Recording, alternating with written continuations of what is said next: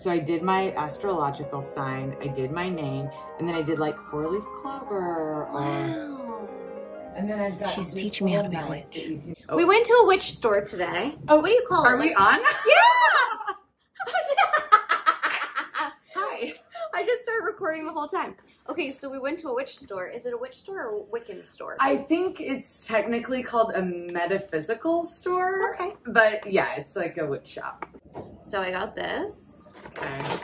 Orange for luck, success, all the good things. We need it. Okay. Yellow. Yellow was for self-love. Want to love myself. Yeah. So that's what I'm gonna Sun, do. like happiness, stuff like that. Okay. Green, money. Kind of smells like money. Yeah, it does actually. Does it? I don't know. It does smell like a little coin. Oh, And then something. I got this. It's Lucky Job incense. Yeah, loose incense. Wow, it smells good. Yeah, it does. So what am I going to do? I'm going to carve on these, light them, and then light this pup, and then I'm going to become... Yeah, it's basically, I think it's about like setting intentions, like putting good energy out into the universe so that you can receive it as well. And just like feeling it, feeling yourself. Okay, so this is what yours looks like. Yes, this was my success luck candle. So you want to carve your name in the candle. Okay. You also want to carve your astrological sign. What's your sign, Kate? I'm a Taurus. Yeah. Wait, I have to carve a bowl? Yeah, but like just the rudimentary, you know what I mean? I Like, don't even know what a bowl looks like. Something I love so much about you is that you're always so open to different things in life.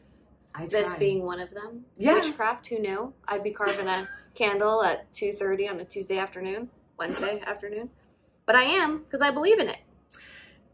I believe in trying different things. That's the thing, is like trying different things, letting yourself be open to all the experiences, different possibilities. Why not? I want to see all the perspectives. But I don't want to close myself off to anything. I feel like you've had like a lot of individual growth in these past few years. I think we all want that or aspire to it. I don't know if we all actively work towards it as much as you. I think we hope to, but I think you really do that. Aw, that's so sweet. No, I really mean it. Yeah, it's like like a work in progress, always. Like, I mean, therapy helps, certainly, for me anyway. Just like having time every week where I just sit and talk to an objective person that is not like your friend, my friend, or somebody that's like, you're great, like whatever. It's well, like you are great. Yeah. But you know, like an objective listener that can like hear what I'm talking about and see my patterns and see the things that I'm doing over and over and over again and point them out and be like, what do you think about that? You know, or whatever, like, how are we going to work on this? You don't shy away from that. Whereas I feel like it's very difficult sometimes to have your flaws pointed out and not get defensive. Yeah, I'm very like, I don't know if it's a good thing or a bad thing, but it's like have no real problems hearing flaws about myself. Yeah. It doesn't cost you anything to acknowledge a fault. Right. It really doesn't. No. Maybe a little bit of pride or ego. I can let it go. Cares? I don't need it. No. Who Yeah. cares? Who cares? Do you think I can have some of that Turkish coffee? Yes, of course. I'll make some Turkish coffee now that she went to Turkey. I know. She's like a little Turkish pro. Go to Turkey, everyone. Woo! It's amazing. The most beautiful people. Amazing food. Amazing everything. You heard the gal. Special little vessel here. What is it? Copper? A close-up. Yeah. Wow, I feel like I'm having such a cultured experience today. Between my Turkish coffee, my witch shop. I made some this morning, but it wasn't strong enough, so I'm gonna try to like. It's like a perfect balance that I'm trying to find of like how much? Yeah, not too strong where it's like rocket fuel and not too weak. We'll see how this comes out. I think it's gonna be good. If there are any Turks watching, please comment and tell me what I'm doing wrong. Well, wait, what do you do? So you Right mix... and wrong.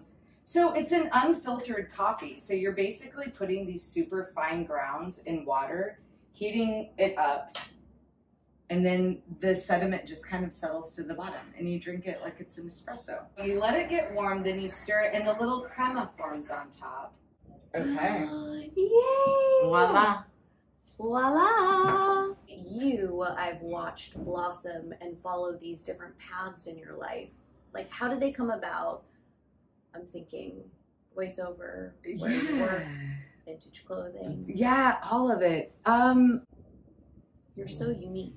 Well, one thing I will say, and this is like a big thank you to my dad, is growing up, my dad always said this.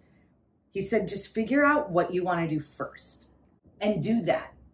And then if you ever get bored with that, or if you ever want to try something new, try something new. Like, wait, I love that. I know it's very uncommon for a parent to be like, just follow your passions, whatever they might be, and don't worry about it. Well, I think this also actually relates to something that Lourdes and I were talking about weeks ago, but just the idea that try something first. Yeah. Like there doesn't have to be all this pressure that's like, choose the thing you're going to spend your life doing.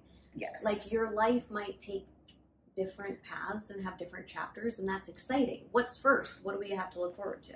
And the thought of like, I don't know, like cramming myself into this box that I chose when I was 18 years old, and like that's all that I do, and even though I'm miserable, like I just keep doing it, like that bums me out. And so I've got to just kind of, I don't know, like follow my heart, whatever is interesting. And things don't pan out. Like, things do not pan out for me. Like, I mean, I don't know. You try things and you fail, and it's just like, whatever. You just pick yourself back up. Yes, I agree. Like, failure is always an opportunity to learn. You know what I mean? It's a blessing. You're it's just a blessing pulling in out all the disguise. one-liners. I like it. Sage wisdom, folks. This is where you come. Sage wisdom.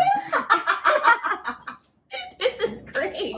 I'm just gonna cut out everything I'm saying. And just like just go straight from your words to the next. I'm like, this is great. We do not need me as part of this. And listen, like I feel like I talked about, or I certainly thought about doing voiceover for years before I actually did it. Literally, probably like 5 years at least. What made you think about it to begin with, and what made you finally take the jump to trying it out?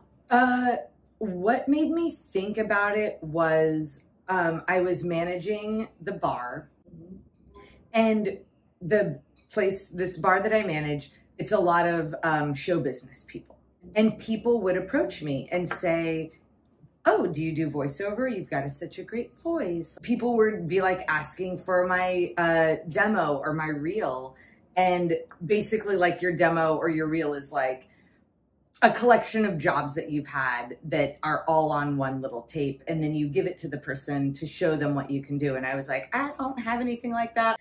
So then once I finally decided to like jump into it, I have a very good friend that does like sound editing and looping and voiceover casting. And so I spoke to him and I said, what should I do? Yeah. What do I do to do this? Yeah. And he turned me on to these, like really incredible group of people that do private coaching. And so I did that. She coached me for a few months, and then she was like, okay, you're ready. And I booked my first audition. That job was amazing. That went on for like years, like at least a year or two. Did you do Tommy Bahama? Or oh my gosh, I did Tommy Bahama yeah, that's too. what I was like, yeah. Yes. So I was the voice that was inside the stores. Yes. The tagline was like, Tommy Bahama, live the good life. Or something. Yes. Right here. But I feel like voiceover, like any show business thing, any acting, singing, dancing, whatever, it's feast or famine, you know? Book and book and book, and then there's nothing, and then you're like, oh my gosh, is this it? Is this like the end of the road, the end of my career? And then you book again. And then it's like a snowball. It's really weird. Have you ever felt self-doubt because of that? So much. So much. But honestly, I would say something kind of like flipped inside of me maybe 2 or 3 years ago, 2.5 years ago. It started to happen like before the pandemic. And it really was something, a flip just like switched and I stopped caring. I started to just kind of like, I do the work. Mm-hmm. I put it out there. Yeah. I close my computer. And you're done. And then I'm done. And I don't think about it again until that job is in my hands and I'm doing it. Yeah. I think it's the healthy way to approach it, to be honest. So it's like, just relax. I love this little chat. We chatted for 35 minutes. Oh, we did it. I know. Okay, perfect. Love you. Thank you for my coffee.